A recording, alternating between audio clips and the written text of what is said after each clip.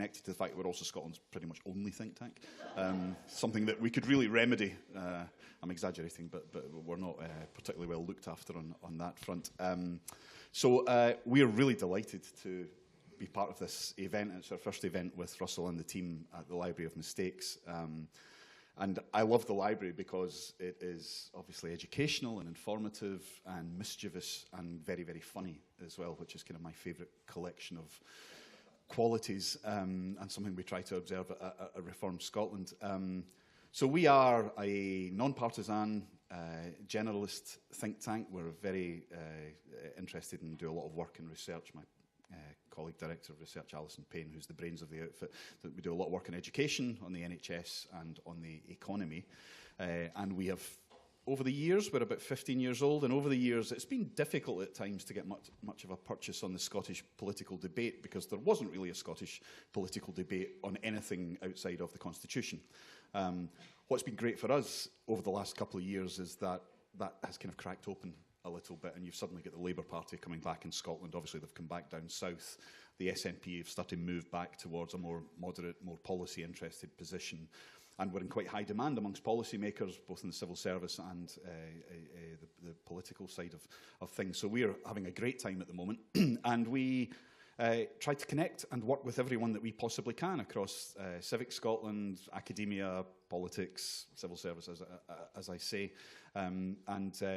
Getting to know Russell a bit, as I have over recent months, has been a real pleasure. But I should also say that having Jessie here is fabulous. So I worked in London for quite a bit of time at the Telegraph, running the comment pages, and I got to know Jessie a bit down there. And the thing about Jessie is that he is a lad of parts, as the late Alex Salmond used to like to describe people. So Jessie is a philosopher.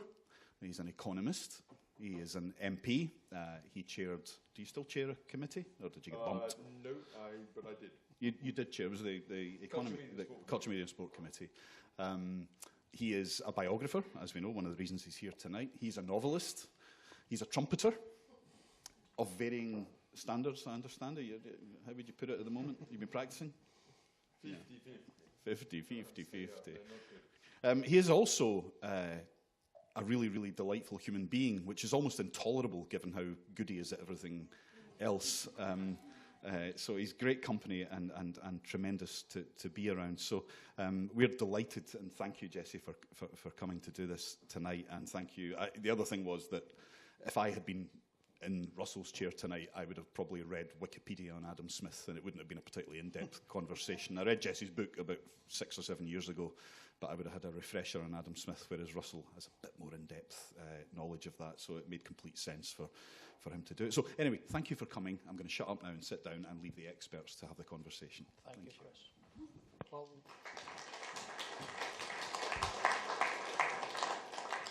so that's the introduction to the man. I don't think I have to go over all of that again, do I? No? But so now let's talk about the work, and I wanted to read a bit of the work. And because you've heard there's a political element here, but we're putting two words back together now, political economy.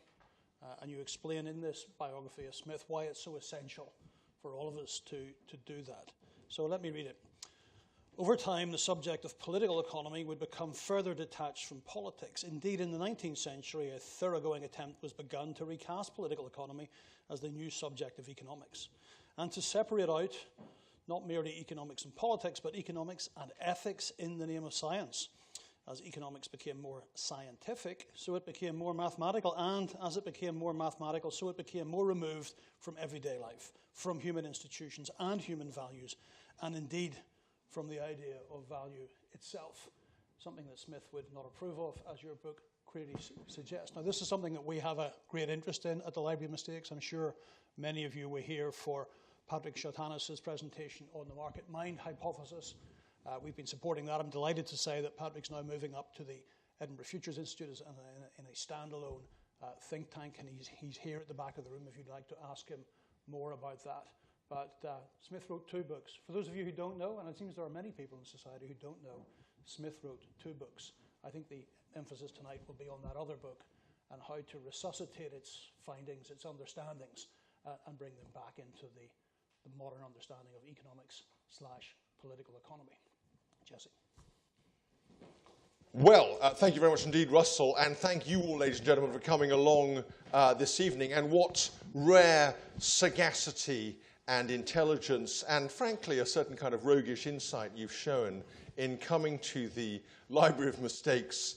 And you're about to potentially see quite a substantial mistake in front of you actually being enacted. But no, because this is an extraordinary institution. I loved the sound of it before I had any idea really what it was like or who was running it. I thought the connection between contemporary thinking about markets and the desire to reach back into time and understand the genesis of some of the founding ideas and the way in which some of those ideas have been sidelined and turned away and in some senses undermined and destroyed was an incredibly interesting one. I love the fact that you have a library here. I take my hat off to Russell and Sandy and everyone who's made it possible. So thank you all very much indeed, and thank you for having me along this evening, and thank you for Chris for making, not just for that appalling introduction, which I'll never be able to live up to, but for making that original link that has been the genesis of this conversation. So if I may, what I'm going to do is two things. First of all, immediately go out and buy this book.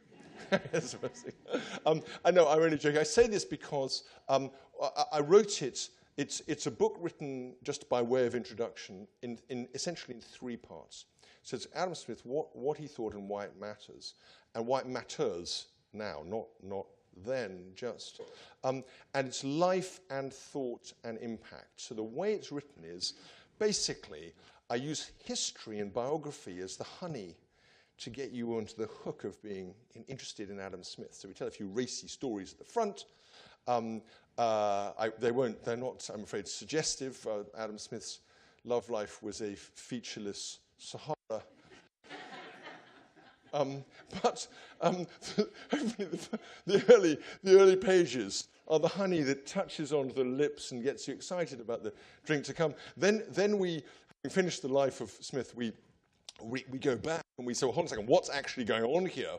What is this guy? And the idea of the first half is I very quietly hide a series of bombs, which you don't notice as you go through. And then the second half, I explode them. So you go, oh, okay, well, that's what, I get what was going on there.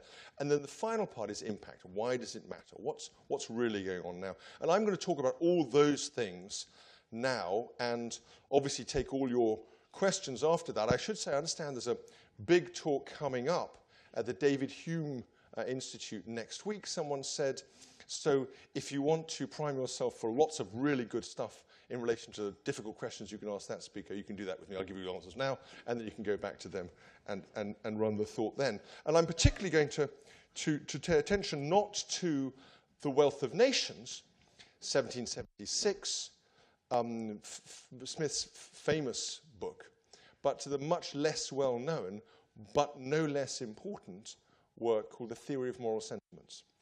And I do that because one of the lessons of Smith is that he is thinking all the way through in the most systematic way. And so the idea that you can just think about The Wealth of Nations and get a proper account of Smith is absurd. And the idea, let alone that some people have had, which is you can read The Theory of Moral Sentiments and have a work that's somehow radically different, or indeed possibly in contradiction to The Wealth of Nations, is also wildly erroneous. So there was very popular in the 19th century amongst German writers to say there was a thing called das Adam Schmidt Problem, and the Adam Smith Problem was to say, well, hold on a second, this first book, The Theory of Moral Sentiments, is a kind of gushy, ebby, flowy, Lib Dem work of lovely altruism, and then you get to the flinty kind of libertarianism of The Wealth of Nations. And therefore, the same person could hardly have written these two things. Or if they did, it was because they had a conversion experience in between. And this was really Smith's, the way to think about Smith. That's hopelessly wrong. We know this is wrong. And if you want to ask me why, I'll explain in more detail later. Let's just back up a little bit. So Adam Smith, born in 1723, dies in 1790.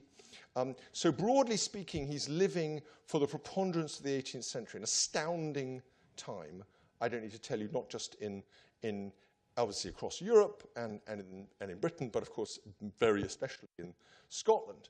And he's famously born, as you know, in Kirkcaldy. I won't give the full detail of his life, but let me just say that he has an extraordinarily subdued life. He is, broadly speaking, an academic thinker, and the Scottish Enlightenment is highly unusual in that it is such an academic body of thought brought forward by people with large, in very many cases, kind of academic backgrounds or quasi-academic backgrounds, thinking these things through from the very beginning, but with the widest ranging consequences.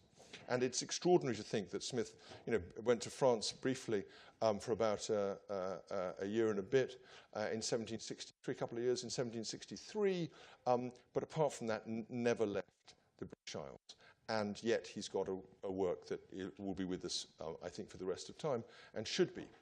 So it's a time when Scotland, I don't need to tell you, is going from the Union of Parliaments, 1707, and that's working its way through the economic difficulties imposed by bringing the English economy and the Scottish economy together, removing tariffs between those two things. And that takes a while to get going, but ultimately leads to the opening up of a vast array of markets and an astounding process of economic growth. And Scotland becomes kind of the Asian tiger of the late 18th century and 19th century as a result. So there's extraordinary economic change in that process. There's extraordinary social change. I mean, let's not forget Scotland. The Jacobite Rebellion of 1745 occurs. Smith is 22 years old when that happens, and yet by the time he is dying, Scotland is already powering ahead economically in a way that would have been unimaginable a generation or two earlier. So that's the context. In the meantime, we have lots of fun stuff. The beginnings of the French Revolution, the American Revolutionary Wars, the 7 Years' War, arguably the first global war, the Brits duffing up the French on 5 continents, and very, very interesting times all the way through. Now, why? So in the course of this, Smith writes these 2 books. He writes a lot of other stuff, but he writes these 2 books. Let's just start a little bit with what they are and why it's important. So he starts off by writing a series of essays on rhetoric and belles lettres and on astronomy, and then he writes. He does a lot of work on the theory of moral sentiments, 1759. He does a lot of work on what he thinks of as his jurisprudence, his theory of government, and then you have The Wealth of Nations, 1776. So we have a lot of work by him that was never published in his own lifetime and was never intended to be published. It was never expected by Smith. Smith destroyed 18 notebooks rather than have them published because I hypothesized, many have hypothesized, because they were not finished works. They had not achieved the pitch of intellectual unification and authority that he felt his best work should exhibit. And since he was a man who thought of a human being's reputation as akin to a form of private property, he was extremely jealously careful to make sure that his own private property of his reputation was not undermined by publication of things that were somehow not quite ready for the press. But we have them by a series of extraordinary coincidences. We have the tragedy of these notebooks being lost, but we also have remarkable discoveries in other lectures that we know he gave and we can use now. And in order to understand what he's doing, I think we need to go back a little bit to to the beginning of the 17th century and to Francis Bacon. So I don't know if you guys are familiar with Francis Bacon. I'm judging my audience here. Great polymath of the early 17th century, a man who ended up as Lord Chancellor, wrote The Advancement of Learning, the first book on the modern research university, a very, very wide-ranging natural philosopher, and widely credited as the man who kind of initiates the kind of what you might call the empirical turn, the turn away from Aristotle, away from a kind of a prioristic idea of reason, and in towards nature, towards testing, towards Aristotle in his natural scientific mode, you might say, rather than in his Aquinian theological mode. And that was an extraordinary moment, and the reason why when the Royal Society is set up after the Restoration in 1660, they go back and they're looking for forebears to give intellectual authority to the Royal Society. They go back and they choose Francis Bacon. They think of Francis Bacon. Now, Bacon is such a wide-ranging figure that he had enormous influence from this scientific turn. And of course, the other person in the 18th century and the 17th century who has extraordinary, unprecedented influence, of course, is Isaac Newton. And so when Smith writes his essay on Newton, his essay on astronomy, he is thinking about what he takes to be the Newtonian approach to a theory of knowledge, a theory of human understanding writ large. And that, in a way, is part of the foundations of what we might think of as a quintessentially Enlightenment project to try to give an account of all human activity and all human thought within a kind of single span of thought. And what he takes to be animating it in Newton is, of course, the fact that in the Principia, as you will know from having closely studied it, I'm sure, in its original Latin version, Newton lays out a series of laws and principles and then develops them in the manner of Euclid's geometry in the ancient Greeks, so that each subsequent part of the theory has a logical relationship to everything that's come before, going all the way back to these first principles. So the laws of motion, gravity, and the like. And so it's that ability to take a gigantic body of work and a gigantic body of thought and compress it all back via logic and with the aid of, you can check the quality of the logic by starting with a certain amount of observations, running it through the maths and as it were, the logic, and then you come out with an astounding theory of astronomy and cosmology. And it's literally true that of Newton that with his theory you can take any given state of the universe as people might have known it at the time, and then predict in the past or in the future the location in relative terms of every large body in the universe. That's an astounding, I mean, that's just a mind-boggling thought. It's not surprising that Newton was so unbelievably widely fated for his genius in coming up with the theory. But for Smith, it has this remarkably, what matters is this idea that a theory should have that kind of unifying capability. And of course, that's the capability that David Hume talks about in the Treatise of Human Nature. You may recall Hume publishes the treatise, describes it as having fallen dead born from the press. Actually, it wasn't. It was a respectable success, and it's since become, I think, widely recognized as one of the 2 or 3 greatest English language works in philosophy. I mean, Leviathan would be another candidate. There aren't many other ones after those 2. So you have, and Hume begins the Treatise of Human Nature by talking about this same idea, this idea that you should be able to give an account of all human thought and all human life within a single theory. So that's what Smith's trying to do. So the idea that there are 2 works then is fatuous, but it also raises the question, what's the theory of moral sentiments? What's going on there? Why is that important? So the way to think about the theory of moral sentiments, I would suggest, is that Smith is trying to give an account of how and why people interact in relation to each other and how human moral feelings come into being.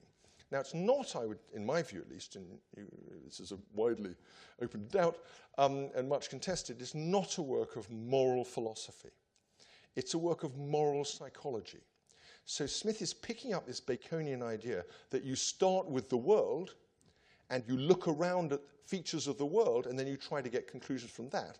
He's not starting from what you might call an orthodox religious position, a kind of inside-out position which says, you have read the scriptures, you have received divine inspiration, or whatever it might be, and your moral code comes from that.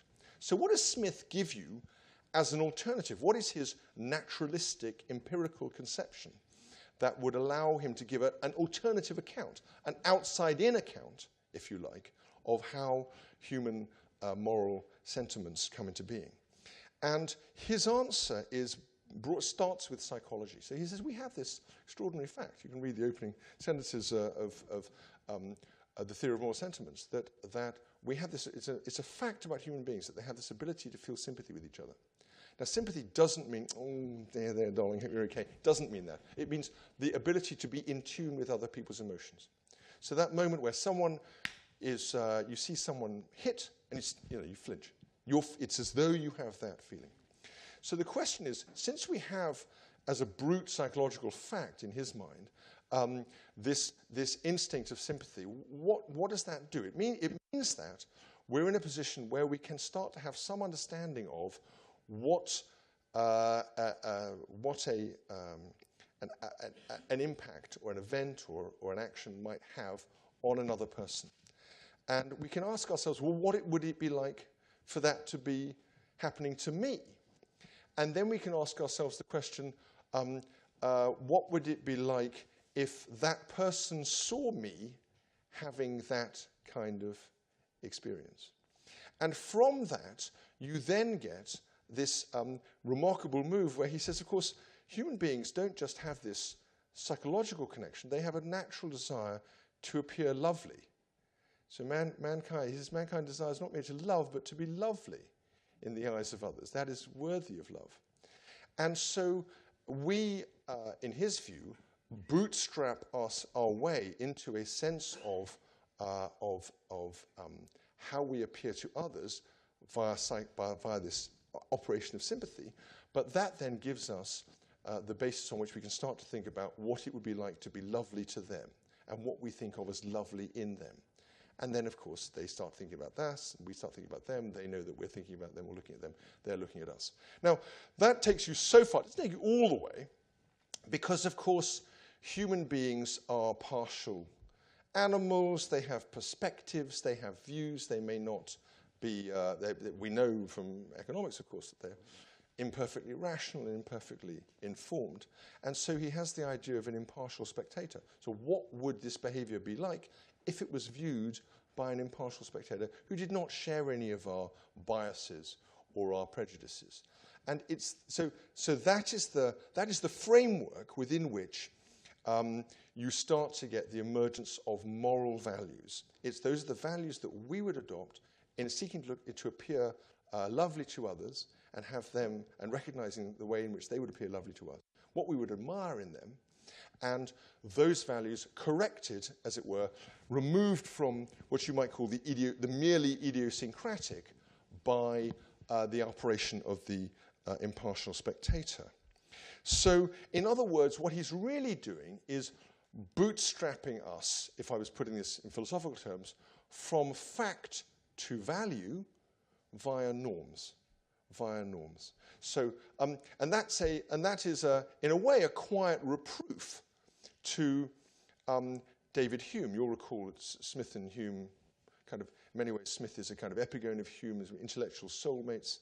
Hume, rather older. They actually spent a remarkably small amount of time together, but they had a correspondence, and they were astoundingly in tune intellectually. And there are marvelous moments in which, in fact, Hume writes almost the funniest letter ever composed anywhere in relation to the launch of the theory of moral sentiments. Hand up, if you know this letter by Hume, if you've read this letter by Hume on the theory of moral sentiments, please put your hand up now. Okay, good. So I'm going to. We'll have a little. Why don't we have a? We'll just do a little transfer of we'll do a little knowledge transfer. Here we go. Hold on a second. So, the book is published in 1759 and in London, and Smith is in Edinburgh, I think in Glasgow actually, and has asked Hume to tell him what the reaction is. How's it going? Okay, he's like, his first book, he's very, very keen on it, okay. Everything's riding on it, and he's asked Hume to distribute copies to the rich and famous influential, because he's desperate to kind of get this book home and have it widely reviewed. Hume, in his genius, doesn't just distribute it to the kind of most famous politicians and courtiers of the time. He gives a copy to Edmund Burke. Astounding. Burke hasn't broken the surface of public life in 1759. He's like a meteor 6 years later. but when he suddenly goes to being the right-hand man to the Prime Minister and an MP from virtually nothing. But at this point, he's written one little book, which Hume happened to admire, and Hume is a supreme genius. With his eye for genius, has picked it out. He's going to say something. So Smith is desperate to know what these people are making of it. And, of course, Hume finds it impossible not to play the best constructed tease you could possibly imagine on Smith. So he writes back to him. He says, I'll just give a little bit. He says, given Smith's closeness to Hume, it must have been the latter's good opinion that he most sought for his new book. Hume did not pass judgment immediately, but he was not the man to let an opportunity like this slip, and sent Smith a lovingly teasing letter from London on the 12th of April, 1759, which must have driven the younger man wild. Though it has been published only a few weeks, Hume begins, I think there already appear such strong symptoms that I can almost venture to foretell its fate. It is, in short, this. But I've been interrupted in my letter by a foolish, impertinent visit. This proves to me from a fellow Scot with extensive news, which Hume lingeringly reports. Then, but to return to your book and its success in this town, I must tell you, a plague of interruptions. Yes. Hume has another visit and retails more gossip, this time from the continent, about new books by Helvetius and Voltaire. He then continues, but what is all this to my book, say you? My dear Mr. Smith, have patience, compose yourself to tranquility, show yourself a philosopher in practice as well as profession. Think on the emptiness and rashness and futility of the common judgments of man. There follows a homily on the Stoic virtue of temperance, complete with a quotation in Latin from Persius, before Hume mock reluctantly concludes, supposing, therefore, that you have duly prepared yourself for the worst by all these reflections, I proceed to tell you the melancholy news that your book has been very unfortunate, for the public seem disposed to applaud it extremely. Even now he cannot resist a dig at established religion. 3 bishops called yesterday at Miller's shop to buy copies. The Bishop of Peterborough said he had heard it extolled above all books in the world. You may conclude what opinion true philosophers will entertain of it when these retainers to superstition praise it so highly. By the end, I say, by the end, one can only pity the emotions of the wretched Smith, for the letter is a masterpiece of tantric epistolation. So that is just a little bit of detail to locate us with the theory. Let's talk a little bit. We talked a little bit about what it says. How are we for time? At least 20 minutes. Okay, perfect. So let's talk a little bit about how it relates to the work of the Wealth of Nations. I'm not going to spend time on the Wealth of Nations. We don't know each other well enough, and the world isn't long enough for that. There is a crucial point, though, which is that this is a book about how our moral values come into being. And, of course, Smith has a theory, therefore, of human beings in how they operate in, as it were, the context of the exchange of moral esteem. This is the great unifying idea. When you have his first essays on language, we're in a world of exchange of language, exchange of ideas. Now we're in a world of exchange of moral esteem. Okay? When we get to the Wealth of Nations, we're going to be in a world of exchange of goods and services. So we're living through this idea where he's taken this fundamental idea and he's replaying it in each of these contexts in order to give that Newtonian sense that everything is coming together out of a single set of quite basic principles. Now, one of the things that is so extraordinary is because when you're thinking about human beings in their moral sense, you're not just, of course, thinking about them in relation to the goods and services that they're trading at a particular moment. Now, Smith in the 1776 is writing a theory of modern Scotland, its development in a way, in some respects, looking forward, many respects looking forward, taking account of what he's seen and what others can see in front of him. But of course he also needs an account of what happened before Scotland became a commercial society, when it was still a feudal society. And so he has what is now referred to as a stadial theory of of the development of human society, in which people start off being hunters, and then they go to being shepherds, and then they go to being farmers, and finally they go to becoming commercial actors in their own right. Why does this matter?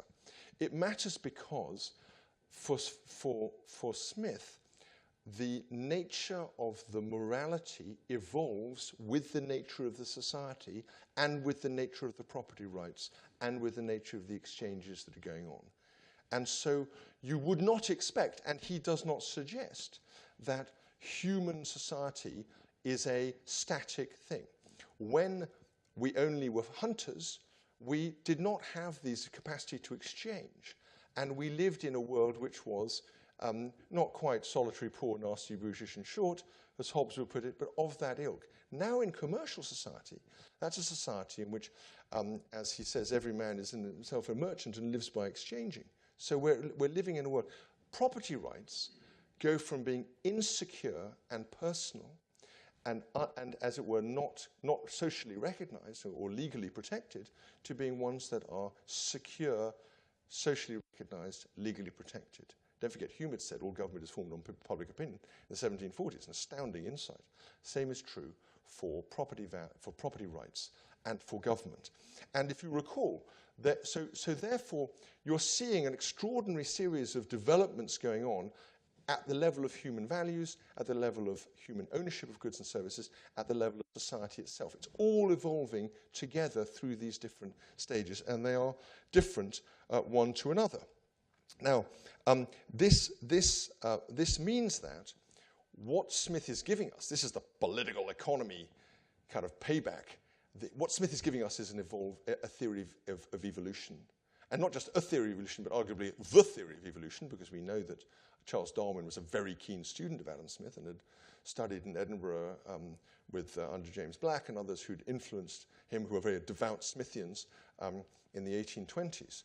So you've got this idea that society and its law and its rights and its morals all evolve at the same time. And therefore, commercial society itself has somehow reflected those changes in of itself. It also raises the question, well, what comes after that? If we're still evolving, maybe we're still evolving. And this is where I want to get to now a little bit, which is to highlight the delicate status in this theory of the idea of human nature. So we're going to go a little bit beyond the book now, just a little, little fairy dust for you guys. So the idea is this. The human nature, you might think, was a matter of the soul that everyone had inside them. So imagine a Cartesian picture of human nature. We've got bodies and we've got souls. And souls are, as it were, Christian recognized entities that individuate us. And they are unchanging. Who you are does not change. You are who you are. And what Smith is suggesting is actually no. I mean, Hume suggested this at the level of personal identity, but Smith is suggesting that actually, if commercial society is itself an evolution, and if society is an evolving entity, then we have to think about where we're evolving. And therefore, in some sense, and precisely because we get our values from the outside in and not from the inside out, then if we grow up in commercial society, then maybe the human self is to some extent itself a continuously evolving commercial product. Extraordinary idea. Very, very modern idea. Just start think about that now, and think about the way in which modern advertising and marketing tries to take our kind of understanding of ourselves and kind of retrofit it with its own ideas. Of commerce, of materialism, the needs for objects, the desire to possess or to own. These are things that, would have been very, very strange. I mean, they wouldn't have been strange in the 18th century, but certainly because, of course, the 18th century was a time of luxury and in many ways unlike anything seen previously. But it is still a dramatic change.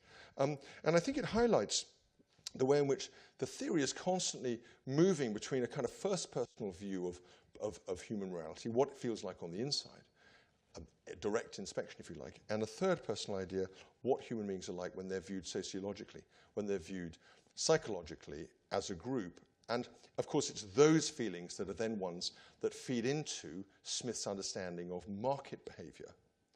And so when we think now about the library of mistakes, when we think about all of the kind of craziness that humans can get into when they start to indulge their herd instincts, when that impartial spectator starts to switch off at the group level, what you're really doing is exploring ideas of human behavior and ways of thinking about human behavior that Smith is, I think, in many ways the pioneer of. Now, our basic human passions can be elicited, they can be liberated, they can be made worse, they can be shaped by our being in commercial society. And, of course, that can feed into virtuous behavior, but it can also feed into vicious behavior as well. And Smith, of course, is alive to both of those things. So for him, vicious behavior would be, so he has this marvelously ambiguous treatment of the desire of materialism. So materialism, he calls his marvelous phrase, trinkets of frivolous utility. He says human beings are obsessed with trinkets of frivolous utility. You know, the little, you've all seen these ridiculous gizmos that do things, and they existed in the 18th century. It's got the same thing. What's going on there? He's saying we are being taught to admire these things. The bad news is it makes us incredibly materialistic. But the good news is that's the sustaining illusion under which commercial society operates.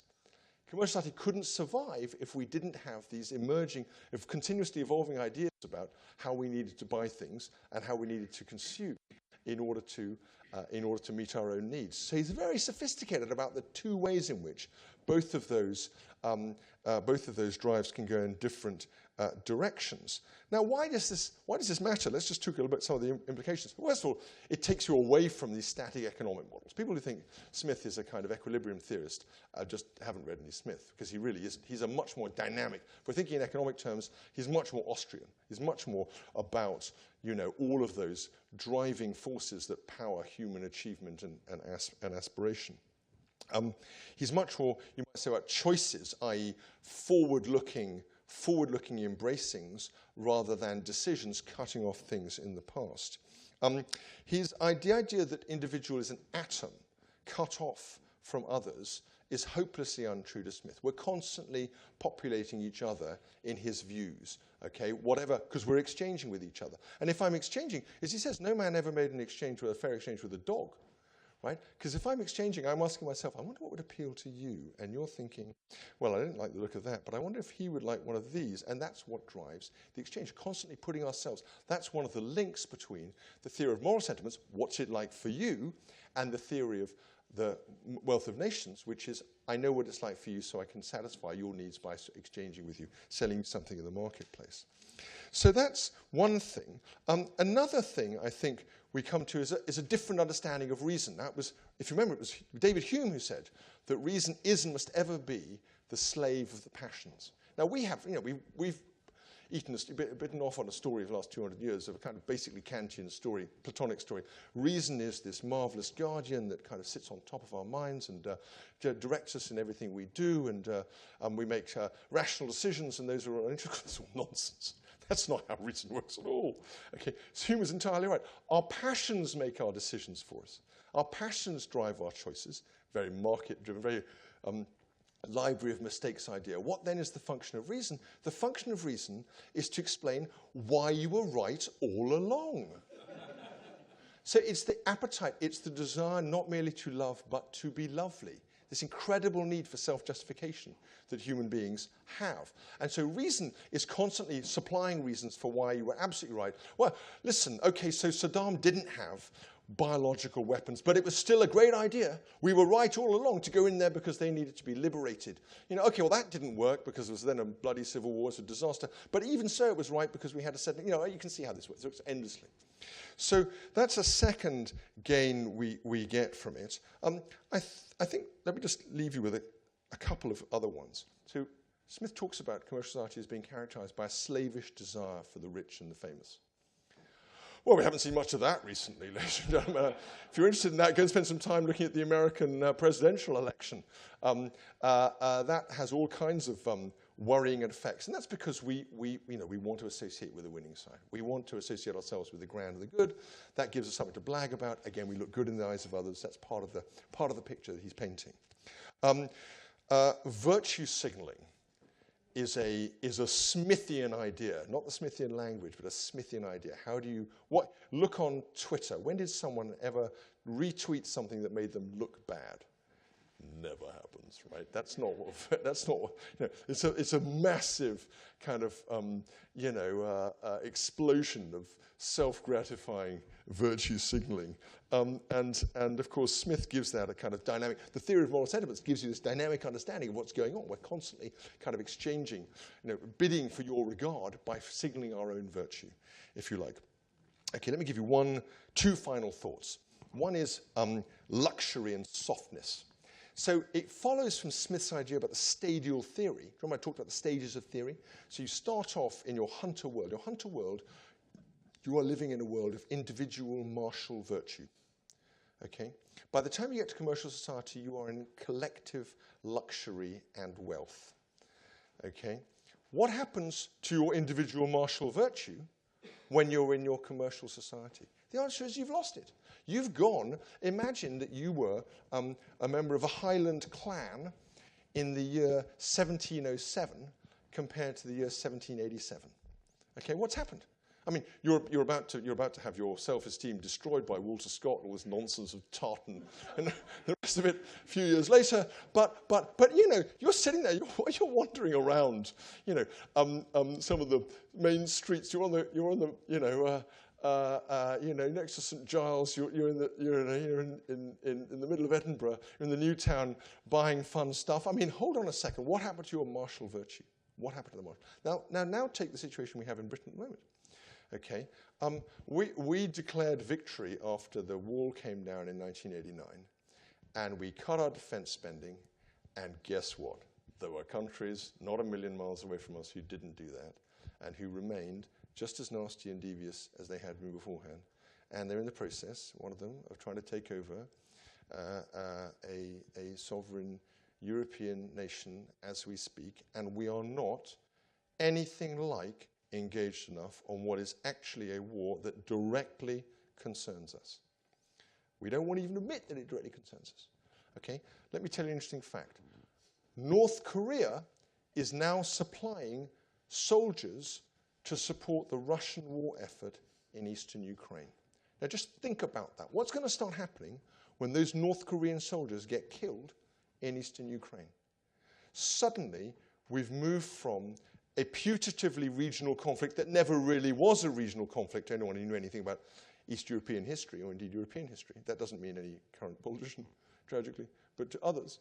And you've moved to a block, possibly a multi-theatre conflict. And that is extremely sobering. So this point about luxury and softness is extraordinarily relevant to where we are now. And no one wants to admit it, because that means you don't get so many trinkets of frivolous utility. You probably pay a lot more tax. Nasty things happen. We're used to nice things happening. We don't want that to happen. This is my worry. I mean, more final worry. The idea of shame. Now, what happens if you aren't appearing lovely to people? What happens if you've done something horrendous and people come after you? We have an evolution in the idea of shame. In the old days, you had what you might call a John Profumo idea of shame. Okay, what did John Profumo do when he was fired from the government, not for passing any secrets to any Russians, because, of course, that didn't happen, for spending some time with Christine Keeler, a crime that would have been regarded with amazement and joy in most European capitals. What did he do? He went to work at Toynbee Hall in the East End of London, worked there for 30 years. Okay? That is what shame does. Shame, in many ways, deeply upsetting, but in many ways socially productive emotion. Now, what do you have? What is the modern equivalent of John Profumo? I can tell you, it's Liz Truss. It's Matt Hancock. The last thing you do is to admit you did anything wrong. You just move on because you kind of know that no one's going to be paying any attention in future. So I hope I can persuade you that in this, as in almost but not quite everything else, the place to go is Adam Smith. And if you want a first introduction, you can start there. Thank you very much indeed, ladies and gentlemen.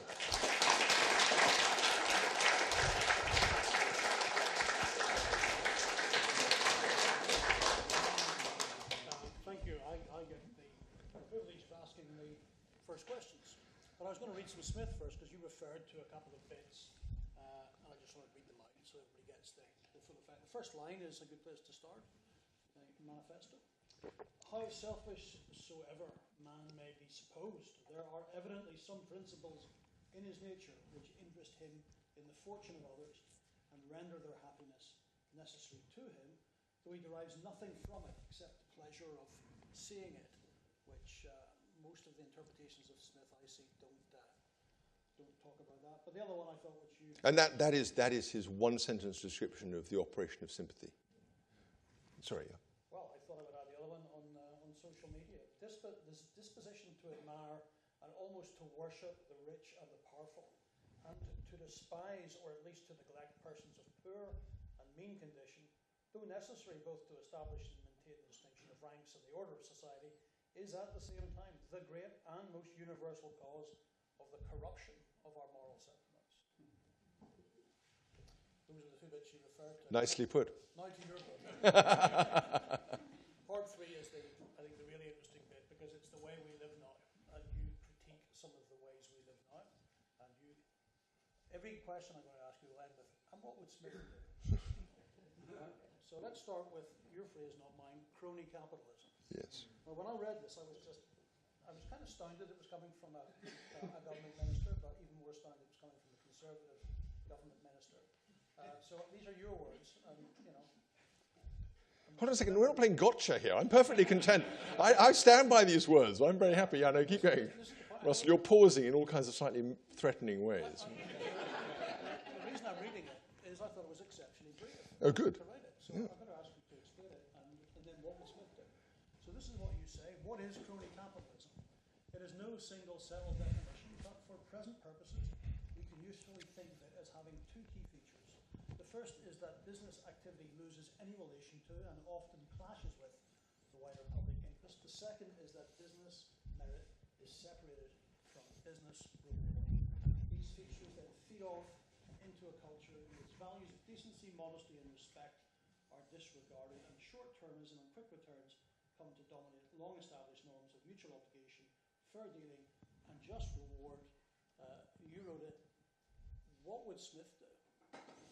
What you mean? What would Smith do to try to remedy this crony capitalism as you define it? Yeah, well, it's a huge question. I have actually written a separate essay on crony capitalism, which is on my website, jessenorman.com. Anyone's interested? I mean, it's a multi-level question, and we have to remember that Smith is not a theorist of capitalism. Okay, capitalism doesn't really come into being in the sense of large corporate pools of money being mediated through kind of markets in the way that we would recognize now until the middle of the 19th century. And it isn't described as, that language, that word doesn't come into being until Marx. And it's a pejorative. Now, what you do have is markets and exchange, and of course you don't really have corporations. You've got one or two. So you've got East India Company as a kind of prototype corporation, and of course that went well. I mean, even by the time of Smith's death in 1790, the East India Company had to be recapitalised, and it's a source of enormous worry in Westminster that it's essentially operating as a kind of quasi-government in India and outside the remit of a proper accountability. And of course, Burke makes his latter career, focuses it on trying to hold the East India Company to account, in part in anticipation of what we'd think of as crony capitalism. So the solution to the problem is three things: better functioning markets, which prevent businesses from being able to, as it were, collaborate with each other, fix markets. Smith's very tough about that. What does he say? You know, as soon as any men get in the same room together, they conspire to fix the markets. That's one item. A second item is that you want to divorce business activity from government. You don't want businesses lobbying government or occupying government, setting the rules in order to privilege themselves and block new entrants or slow the passage of technology or all of the other things that we're talking about. I suppose the third has to do with accountability within the corporation. Now, he doesn't have this idea because you don't have corporations apart, as I say, from the East India Company. But this idea that there should be accountability within the corporation in many different ways. A theory we haven't really begun to test effectively even now in Britain or in America because of the attitudes towards the ownership of shares that we have in public companies is I think, a further concern. Now, I don't actually think that necessarily each of these is sufficient, but it's going to have some element of all of these to get the outcome you're talking about. You have a wonderful phrase later where you say, this is not capitalism, this is a pathology of capitalism. Well, thank you. Yes, how right I was. I'm so sorry, I couldn't resist that. Yes, no, sorry. Keep going, Russell. I'm enormously enjoying this. Do you know that there's a lovely poem by P.G. Wodehouse which goes, "As my latest book I poured, enjoying it immensely, I suddenly exclaimed, 'Good Lord,' and gripped the volume tensely. I will spare you the rest of it, but it's absolutely marvellous." Yes? Yes, so I think the point is, if you pick a member of the public and ask them to describe capitalism, what they'll actually describe is crony capitalism. Yes. So there's a problem here, isn't there? And of course, the reputation of capitalism has come under enormous attack. Of course, for all kinds of reasons,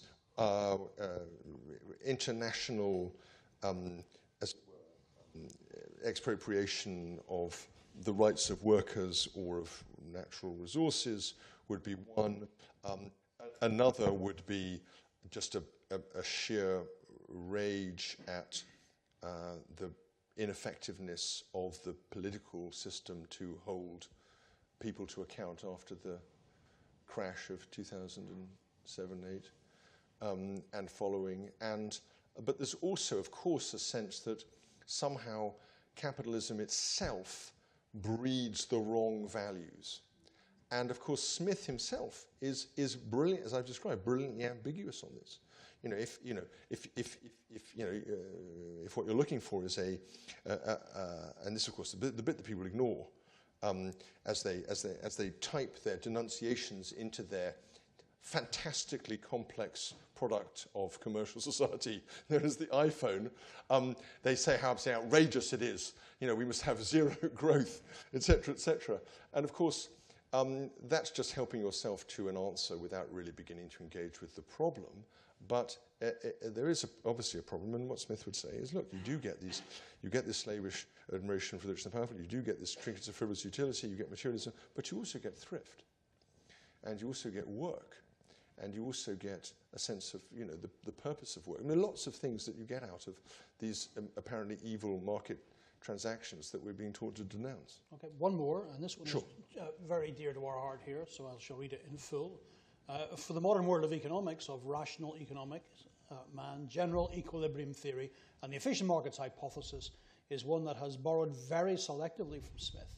It has quarried away at his thought, not merely in the cause of better understanding and explanation of economic phenomenon, but arguably in order to suit its professional and ideological purposes. And in so doing, it has largely ignored the central feature of Smith's worldview, the embedding of market activity within a normative, ethical, and social framework. So what do we do about that? Well, I mean, piece of piss. No, sorry. It's enormous question. I mean, we could start by having a few more people in public life who set a better example. That's one thing we could do. And the same would be true, I think, in business life and in finance. No, of course that's true. I was in part trying to correct an academic misunderstanding of Smith, which became enormously influential. Broadly speaking, as mathematics overtakes economics at the end of the 19th century and then really powers ahead after the Second World War. And that has in many ways, an extraordinarily energizing effect on economic thought, but it also has the worry that in many ways you're starting from the wrong premise. And a lot of economics is about trying to recover a better understanding of humans' behavior in social contexts, but without just, as it were, fitting it to a mathematical curve. And there's lots of different ways you can do it. You can talk about motivated agency. You can talk about rational. There are lots of different ways you can do it, but none has yet developed the kind of explanatory power that some of these theories have possessed. And so a nuanced, multi-layered understanding of what their weaknesses is a way to make money in the markets if you're really good, but it's not a way to get an economic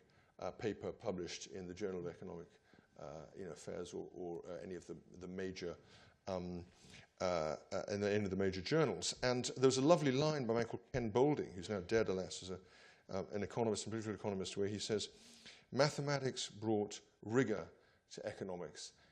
It also brought mortis. That was quite good. At this stage, we're going to go to the audience for questions. As I said at the beginning, we're trying to do something about that, or I should say more clearly, Patrick Sheltanis is trying to do something about that with the market mind hypothesis. But questions, Alex, I see you first off the mark. Well, I think you better, we live stream, so you better use this. Well, it's going to be because it's not on. There we go.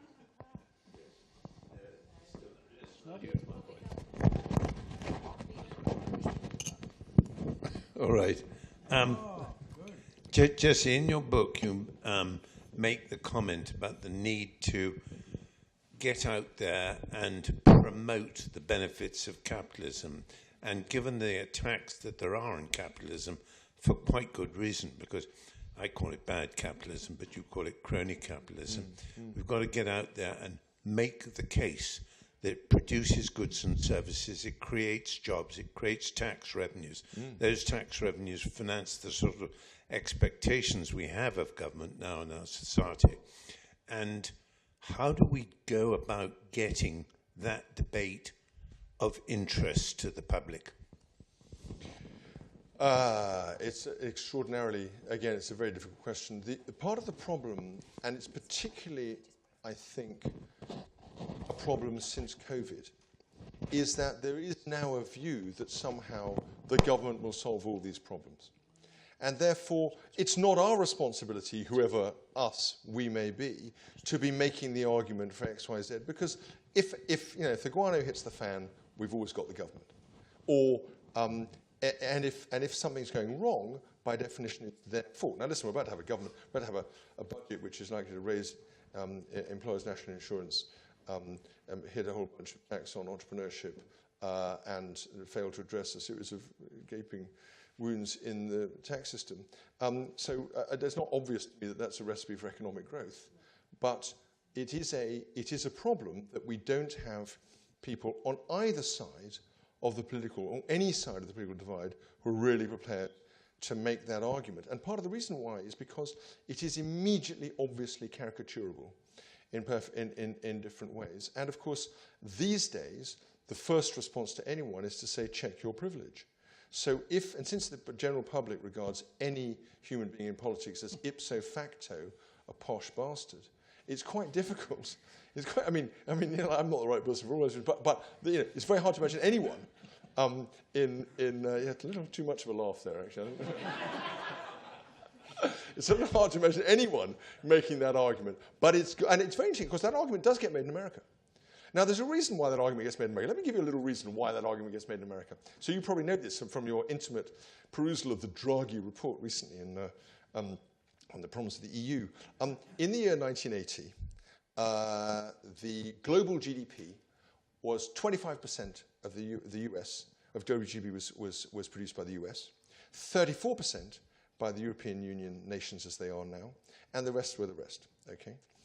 And Britain was, I think, 16%, something like that. No, it can't be right. No, there's some number. We'll come back to that later.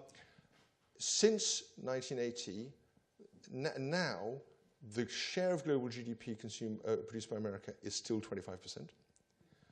Europe has gone down to 16%. So there's a reason why they make these arguments in the States, right? Because the States is winning. The States is actually making capitalism work for all its strengths and weaknesses and horrible things. It's actually succeeding there, and it's not succeeding in Europe and the UK. So getting someone to stand up and say, great news, we're doing a fantastic thing, we do more like America, not an obvious winning political strategy in Britain at the moment, suffers the double worry that actually it looks like these things aren't really working in Britain, even if they're not really quite the same thing. So you touch on an issue, but I think there are really quite profound reasons why it's going to be hard to get that argument made. And if we had more entrepreneurs, I mean, I'm trying to build a new university in Hereford, which is basically about creating the next generation of ultra-capable people. Now, they're going to be engineers and scientists and technologists. But actually, we're very 19th century about it, right? We recruit these kids based on grit, energy, creativity, capacity to kind of engage with others, teamwork. And I think they're already rolling off the production line into jobs faster than anyone could ever imagine. I've just got to find a way of stopping it going bust before we've actually proven the concept. Sorry, yeah. Well, no, I was going to ask you,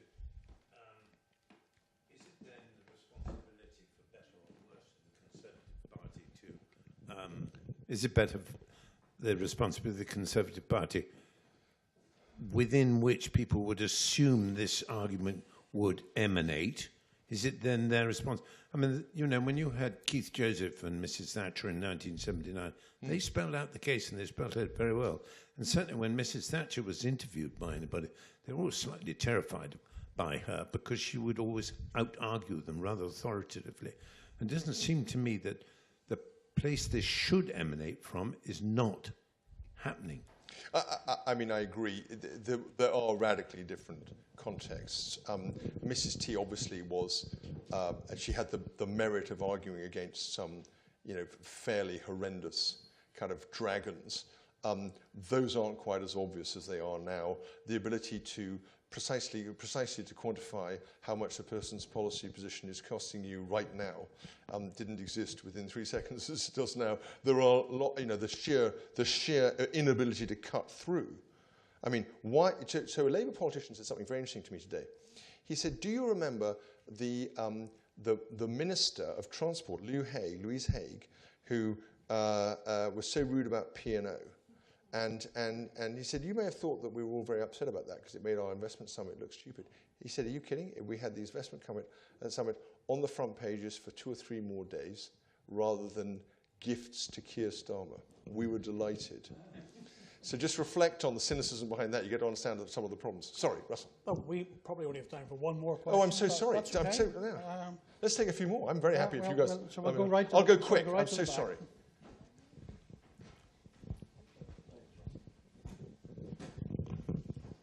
So a very interesting treatise. We've gone from capitalism where everyone wins initially and your lifestyle improves to capitalism, crony capitalism, where a few people win and everybody else is pissed off about it, but they're still doing quite well.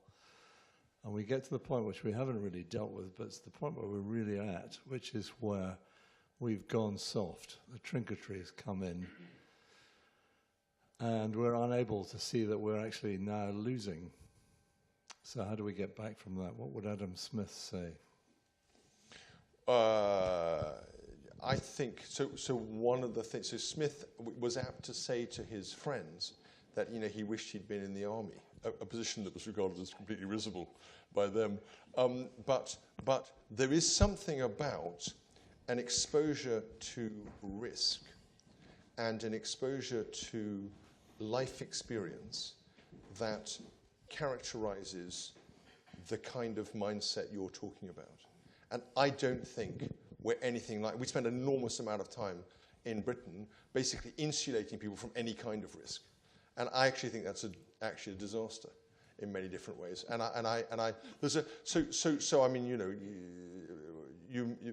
People have different political views. I've been an early supporter of Kemi Badenoch. And one of the things interesting about that she's put out is this very provocative 40,000 word thing on the bureaucratic state. Now, you may agree with it or you may disagree with it, but the idea that we've developed a kind of exquisitely manicured way of trying to use law to substitute for common sense and for, as it were, moral judgment, and that's having the effect of just enmeshing everything in a kind of impossible to make change world is quite pungent.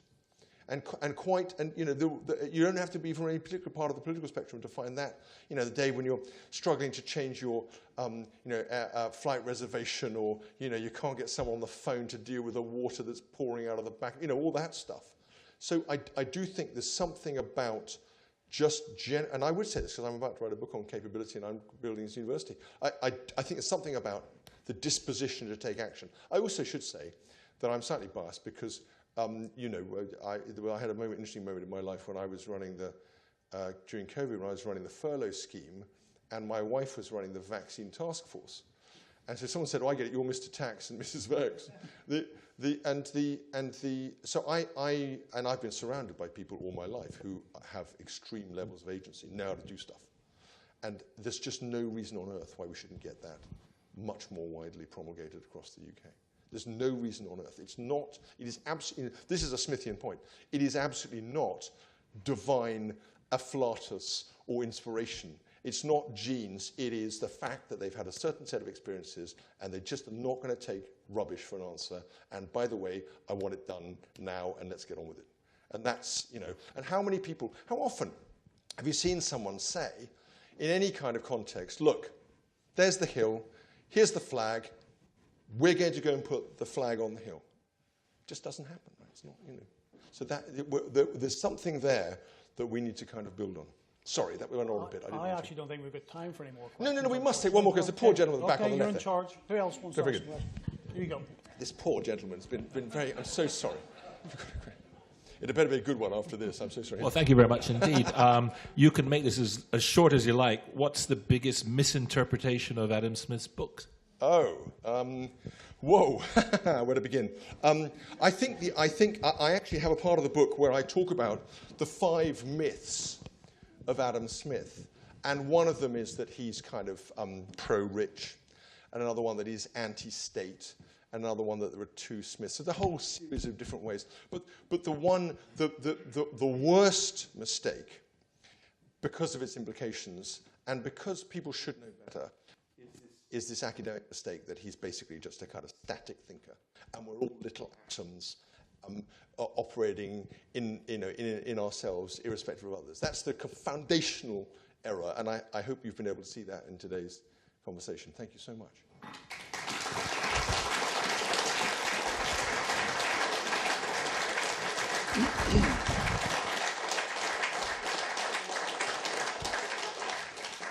What I thought was very interesting is where you're looking for your students, and you're looking somewhere different. It occurs to me that when we were a nation of shopkeepers, we were doing rather well. Maybe there's something in a nation of shopkeepers that are the very people you're looking for. Yeah, I agree. Well, of course, confounded Napoleon. Don't get me going on this, Russell, but very broadly speaking, in 3 seconds, the effect of our higher education system, less so in Scotland. Scotland's a model in higher education, less so tragically now than it might have been 25 years ago. But in Britain, in England, higher education has sucked talent out of an enormous area of kind of hinterland and put it through very narrow set of institutions in cities, and people then stay there or they go and live in London. And is it any wonder that we have an exacerbated, serious issue of regional inequality in England as a result? And of course, it's also about marginal intellectual gain. We're going to take someone who got 2 A's and a B, and we're going to get them to 3 A's. That's not what it's about, right? It's about taking people who never have thought of going to university and getting them to a master's, and then setting up their own business, and then success. That's what education's about. So anyway, I'm about to get on my own hobby horses, so I better shove up. Thank you so much. Thank you again. I'll finish by thanking Chris. Chris, Reform Scotland, thank you very much. Woo. Jesse, thank you very much. Based on the last phrase from your presentation, I'm delighted we're not going to be seeing you on I'm a Celebrity, Get Me Out of Here. So thank you for that. Thank you all for coming. The drinks at the back are provided by Kennox Asset Management. Thank you. Woo. I should say one thing, ladies and gentlemen, which is please, Library of Mistakes, load up, give them lots of money, support them, make it happen. Thank you. And Reform Scotland. With all the extra money you've got, pour it into Reform Scotland.